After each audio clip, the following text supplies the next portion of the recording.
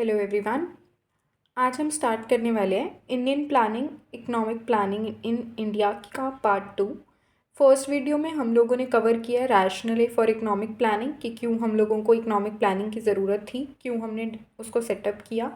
Now coming forward to the next topic, that is features of economic planning in India या फिर features of Indian plans in India. तो first feature is indicative economic planning. Indicative economic planning क्या कहता है? जो Indian के plans थे, India के जो प्लान्स थे, उनमें जैसे बाकी सोशलिस्ट कंट्रीज़ में क्या होता है कि आपके पास एक मतलब कंपल्शन होती है कि आपको इतना टारगेट फुलफ़िल करना ही करना है।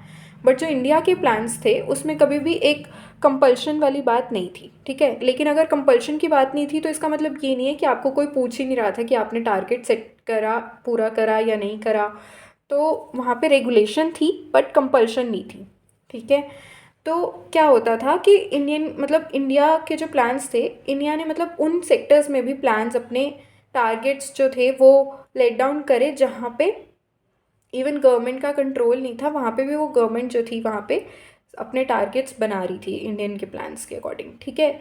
तो फॉर एग्जांपल अगर हम एग्रीकल्चर सेक्टर लेते हैं तो एग्रीकल्चर सेक्टर मोस्टली प्राइवेट के हैंड्स में था, मोस्टली क्या प्राइवेट के हैंड्स में ही था। तो गवर्नमेंट ने तब भी उस सेक्टर में अपने टारगेट्स सेट करे कि एग्रीकल्चर सेक्टर को इतना करना चाहिए अचीव। उसका मेन रीज़न ये था कि वहाँ पे मिक्स्ड इकॉनमी थी और ऐसे सिस्टम में इंसेंटिव मतलब प्राइवेट कैपिटल में ज़्यादा मिल जाता है एंड लेस कंट्रोल होता है उसमें। तो इसमें क्या था कि कोई कंपल्शन नहीं थी बट स्टिल वहाँ पे रेगुलेशन इकोनॉमिक एक्टिविटीज़ का वो लोग कर रहे थे। तो इससे हमें ये बात लगता है कि इंडियन इकोनॉमी प्लानिंग जो है वो, इसको हम लोग इंडिकेटिव प्लानिंग भी बोलते थे और प्लानिंग बाय इंड्यूसमेंट भी बोलते थे। Now the second one is physical planning. Physical planning क्या था? इकोनॉमिक प्लानिंग या तो फिज़िकल हो सकती है या फिर फाइनेंशियल हो सकती है, ठीक है। There are two types, physical या फिर फाइनेंशियल। जो फिज़िकल प्लानिंग है उसका मतलब क्या है? उसका मतलब है कि allocation of the resources in terms of या तो आप लेबर, मटेरियल, पावर, मतलब अपने टारगेट को जो हमने दे रखा है, प्लान टारगेट जो हमारी प्लान डॉक्यूमेंट में है, उस टारगेट को फुलफ़िल करना by allocation of resources in terms of labour, material, power, जो भी चीज़ आपको चाहिए उसके रिस्पेक्ट में हम लोग जो पूरा करते हैं, that is physical planning. On the other hand अगर हम फाइनेंशियल प्लानिंग की बात करें तो that is allocation of resources financially, ठीक है। फाइनेंशियल रिसोर्सेज का एलोकेशन ताकि हम लोग जो प्लान हमारे टारगेट्स हैं उनको फुलफ़िल कर सकें, ठीक है। ये जो दोनों हैं फिज़िकल और फाइनेंशियल, ये दोनों हमारी जो प्लानिंग है वो कॉम्प्लीमेंट्री हैं एक दूसरे को, लेकिन इंडियन प्लान्स जो हैं वो मोस्टली फिज़िकल प्लानिंग पे बेस्ड है, ठीक है।